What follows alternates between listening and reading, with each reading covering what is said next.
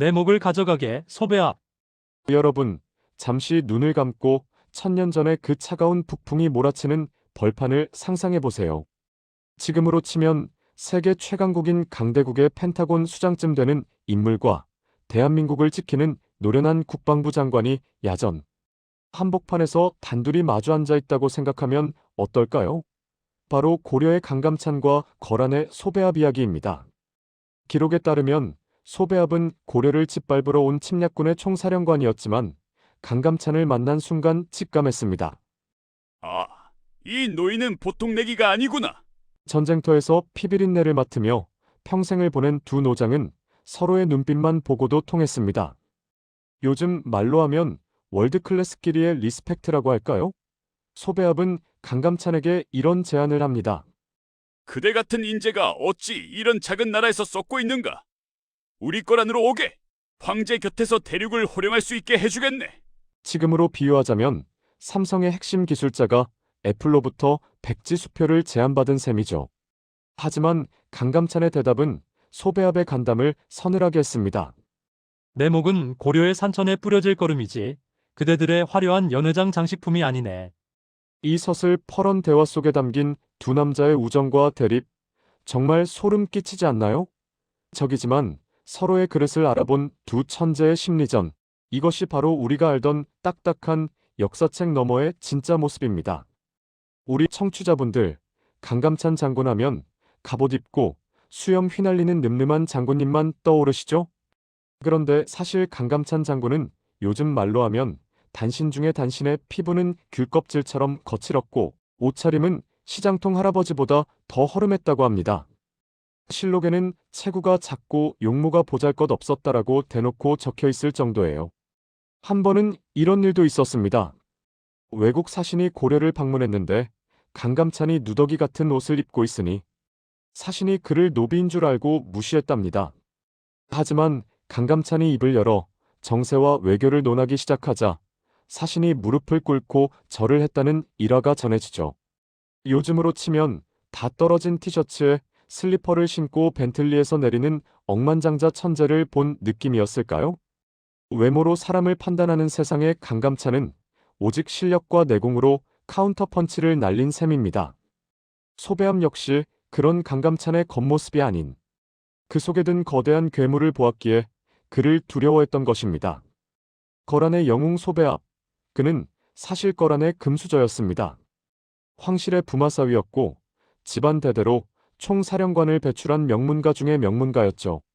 지금으로 치면 재벌가 사위이면서 합참의장까지 지낸 인물입니다. 그런 그가 왜 굳이 그 고령의 나이에 말 안 듣는 고려를 정벌하러 내려왔을까요? 그것은 바로 충성심과 가문의 명예 때문이었습니다. 소배압에게 고려 정벌은 단순히 땅을 넓히는 전쟁이 아니라 자기가 평생 몸담은 거란 제국의 자존심을 지키는 일이었습니다.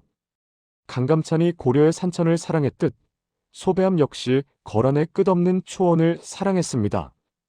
두 사람은 각자의 애국심이 충돌하는 지점에서 만난 비극적인 라이벌이었던 거죠.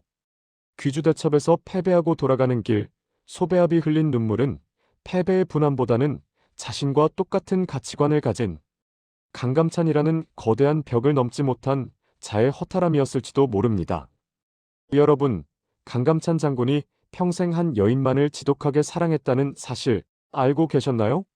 전쟁터에서는 피도 눈물도 없는 강프로였지만 아내 앞에서는 그저 사랑꾼이었습니다.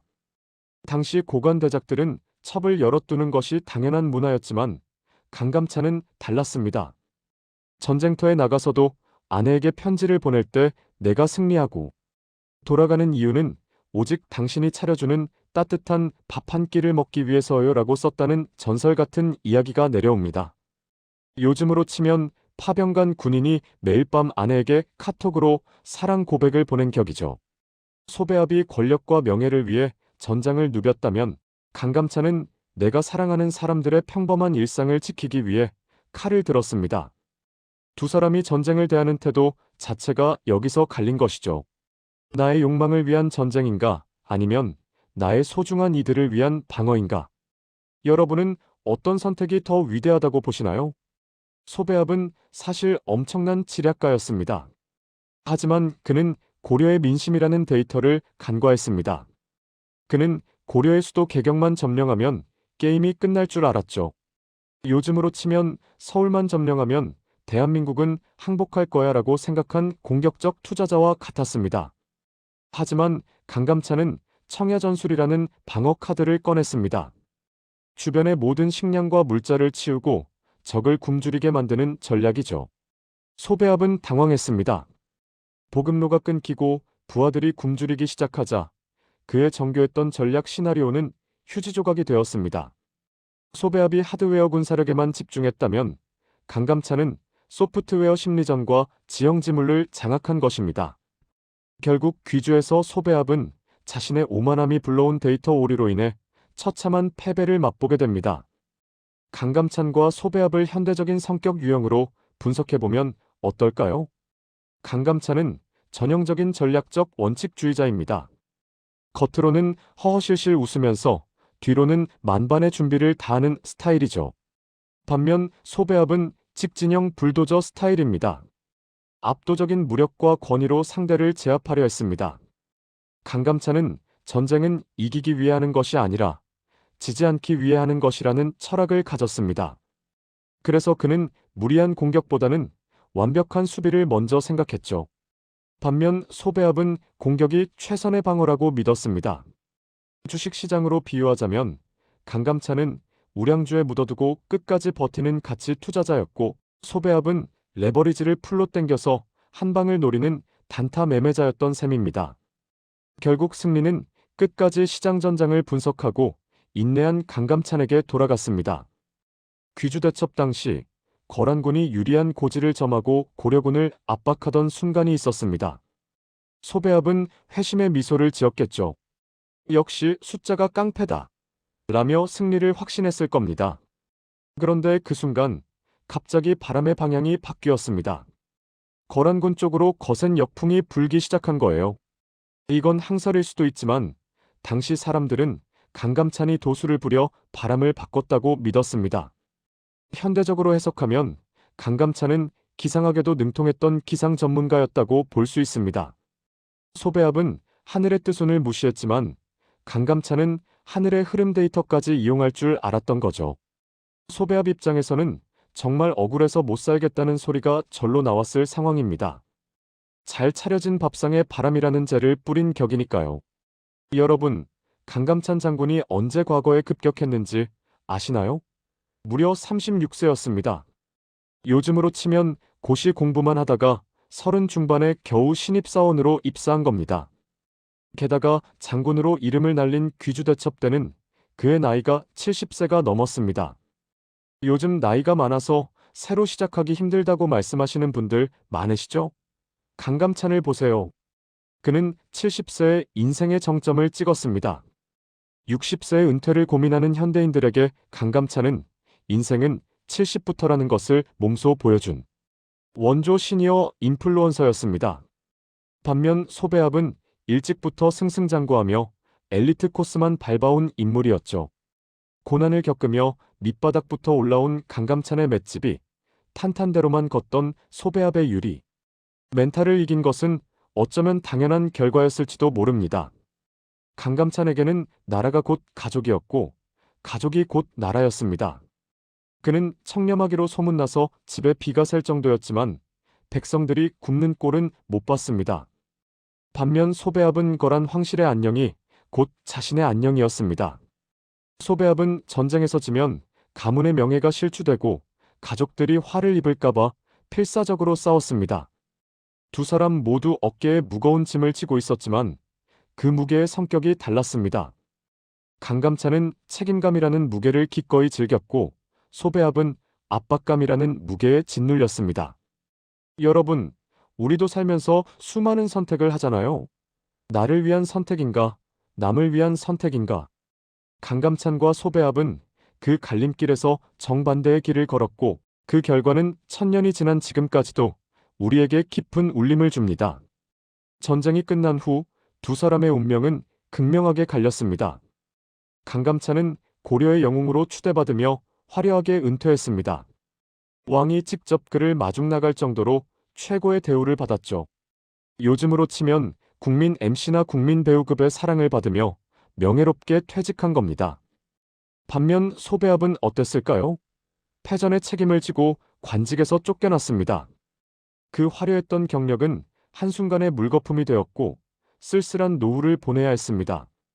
성공의 기준은 끝이 어떠냐에 달려있다는 말, 정말 틀린 게 하나도 없습니다.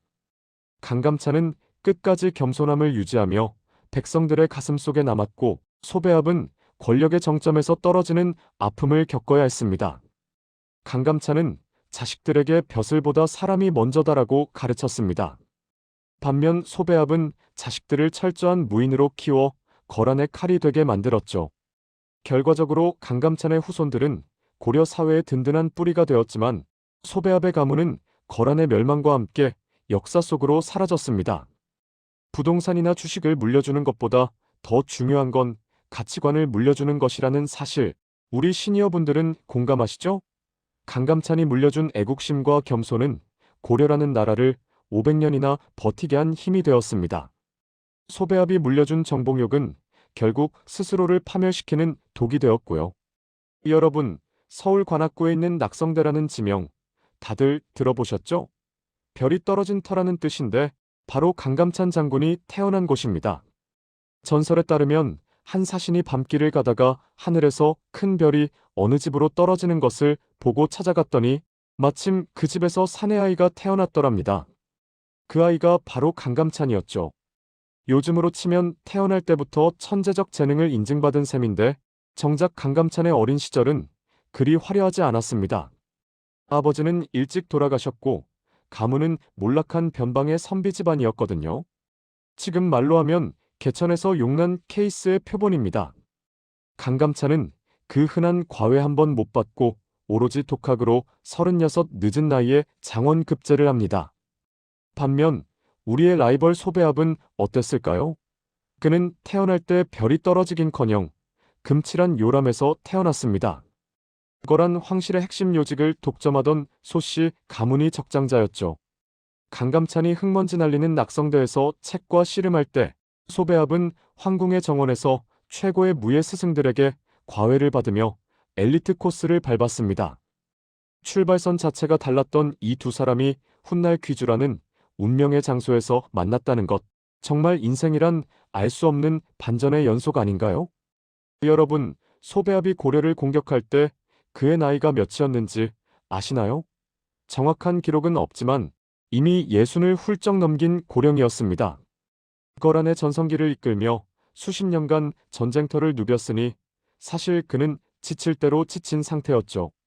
요즘으로 치면 퇴직을 앞둔 임원이 회사의 마지막 사활이 걸린 무리한 프로젝트를 떠맡은 꼴입니다. 소배압은 빨리 전쟁을 끝내고 고향으로 돌아가 쉬고 싶어 했습니다. 그래서 무리하게 개경고려의 수도로 직진하는 도박을 걸었죠. 하지만 강감찬은 달랐습니다. 그는 이른의 나이에도 이제 시작이다라는 에너지가 넘쳤습니다. 늦게 핀 꽃이 더 맵다고 할까요? 강감찬은 소배압의 조급함을 정확히 꿰뚫어 보았습니다. 저 놓친네. 지금 빨리 집에 가고 싶어서 안달이 났구나. 강감찬은 소배압의 심리적 허점을 이용해 그를 귀주라는 좁은 골목으로 유인했습니다. 결국 소배압의 조급함이 강감찬의 느긋함에 무릎을 꿇은 것입니다.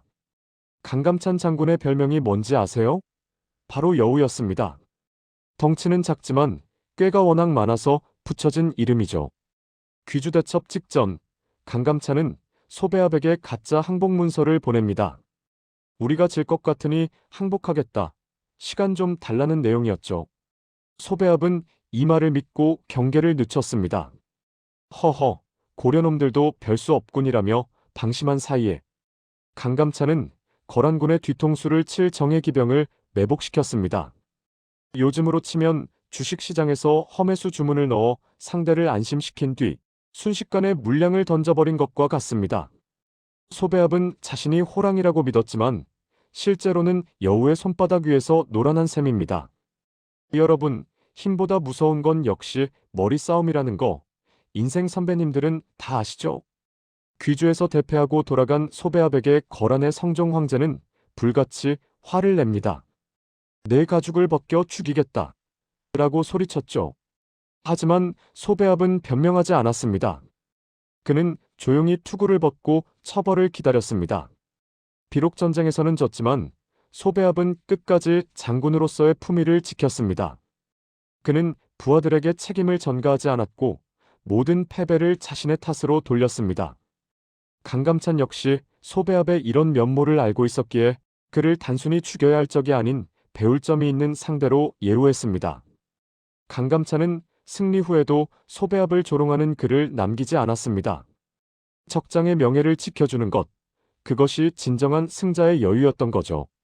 기록에는 없지만 민간에서 전해지는 이야기 중에는 소배압이 고려의 문화를 깊이 사랑했다는 설이 있습니다. 소배압은 거란의 거친 기상만큼이나 고려의 섬세한 예술과 차문화를 좋아했다고 해요. 어쩌면 그는 강감찬과 마주 앉아 칼이 아닌 찻잔을 나누며 인생을 논하고 싶었을지도 모릅니다. 두 사람은 각각 거란과 고려를 대표하는 K컬처와 거란 컬처의 수장이었습니다. 비록 시대적 상황 때문에 서로를 죽여야 하는 운명이었지만 만약 이들이 오늘날 태어났다면 어땠을까요? 아마도 은퇴 후 같이 등산을 다니거나 바둑을 두며 그때 네가 귀주에서 바람만 안 바꿨어도 내가 이겼는데 라며 껄껄 웃는 단짝 친구가 되지 않았을까요? 강감찬 장군은 엄청난 고관이었음에도 불구하고 재산이 거의 없었습니다. 당시 고려 귀족들이 땅 투기에 열을 올릴 때 강감찬은 내가 가진 건 오직 책 몇 권과 낡은 도포뿐이다라며 청렴을 고수했습니다. 지금으로 치면 강남에 수십 채의 아파트를 가질 수 있는 위치에서도 단칸방에 만족하며 산 셈입니다.